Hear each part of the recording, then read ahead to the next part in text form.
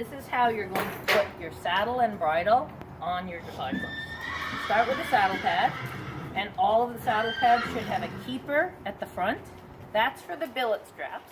So make sure when you put the saddle pad on that this little extra piece of material is towards the front on the outside. And make sure your horse isn't going to spook, and just gently put the saddle pad on.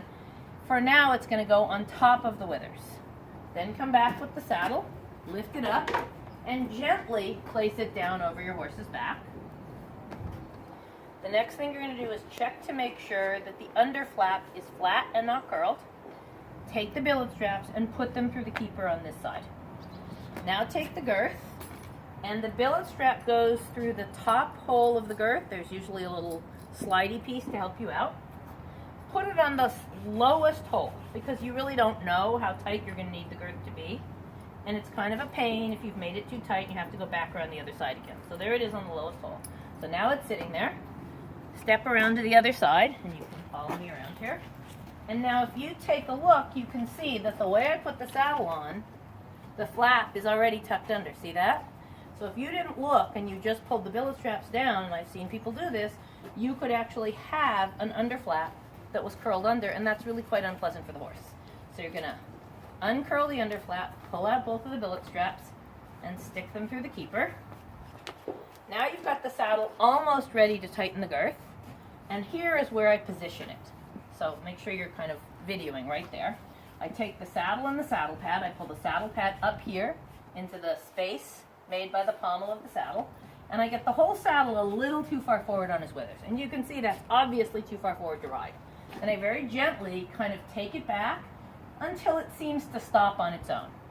What I'm looking for is that the saddle clears the scapula, but gets as close to it as possible. And generally that'll be partially a look and partially a feel. You'll get used to it. And one of the ways that you can check your work, it's not perfect, is as you grab the girth, you want the girth and the billet straps to be 3-4 fingers away from the elbow. That's not as perfect of a way to tell if the saddle's in the correct place, because if you look at Ollie's legs, and if you video down there, you can see that the left leg's in front of the right leg. That means that the billet straps will be further away from his left elbow than his right elbow. So it's not perfect, but it gets there. All right, now, just before I grab the girth, I touch him under his belly for a couple reasons. Just to make sure I didn't make a mistake while I was grooming. I want to make sure there's nothing under there that could bother him and there's no sores. And at the same time, I don't want him to spook. So I want him to know that something is about to come and touch his belly. So now I've just got the girth touching. I'm not pulling at all. And I tighten it on this side until it's just resting against him. It's really, really loose. Okay? Because it is not nice to come and jerk the saddle up. So step around this side again. And now I'll tighten the girth just until it's snug. And I'm going to adjust it a little further back on this side. And I'm going to very slowly and carefully tighten it just until it's snug.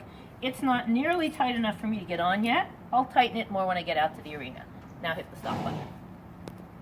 Okay, that made sense.